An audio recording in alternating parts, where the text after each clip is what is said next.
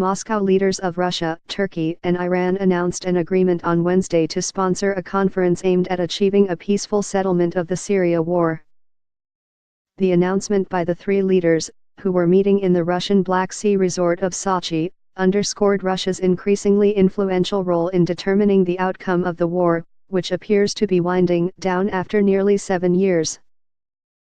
The conference they proposed, also to be held in Sochi, was announced just days before a new round of peace talks was planned in Geneva, convened by a special United Nations envoy, Staffan de Mistura. It was another sign that Mr. de Mistura's efforts, frustrated for years, have now been overshadowed by Russia's actions.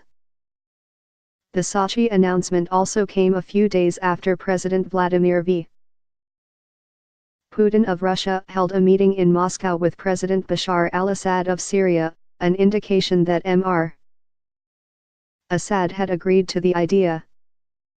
Mr. Putin also called President Trump and other regional leaders, reflecting what appeared to be a coordinated effort that highlighted Russia's role. Mr. Putin sought to use the Sochi announcement to portray Russia as a flexible diplomatic intermediary in the Syria conflict, despite Russia's military backing for Mr. Assad, widely regarded by opponents as a war criminal. The Syrian people are to decide their future themselves, said Mr. Putin. Obviously, the reform process will not be easy and will require compromise and concessions from all of its participants, including the Syrian government. The war has displaced half the Syrian population and created a protracted humanitarian crisis, with millions of Syrian refugees in neighboring countries. Precisely who among Mr. Assad's adversaries would be invited to the Sochi conference, and when it will be convened, have not been made clear yet. Russia, Mr. Assad's chief ally, helped turn the tide of the conflict in his favor with a major military intervention 2 years ago. Mr. Assad's forces have since reclaimed most of the country from Islamist militants and insurgents who had sought to topple him, including rebel groups backed by the United States and some of its allies.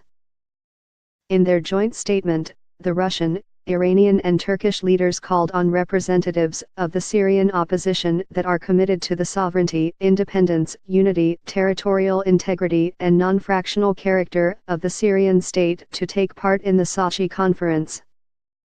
Mr. Putin, sitting with President Hassan Rouhani of Iran and President Recep Tayyip Erdogan of Turkey, said the most important purpose of the conference would be to frame the future structure of the Syrian state.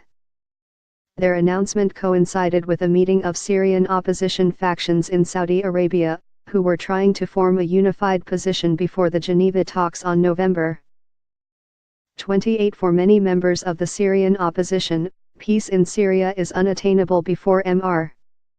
Assad is held accountable for human rights abuses, including what United Nations investigators have said was the use of chemical weapons by Syria's military.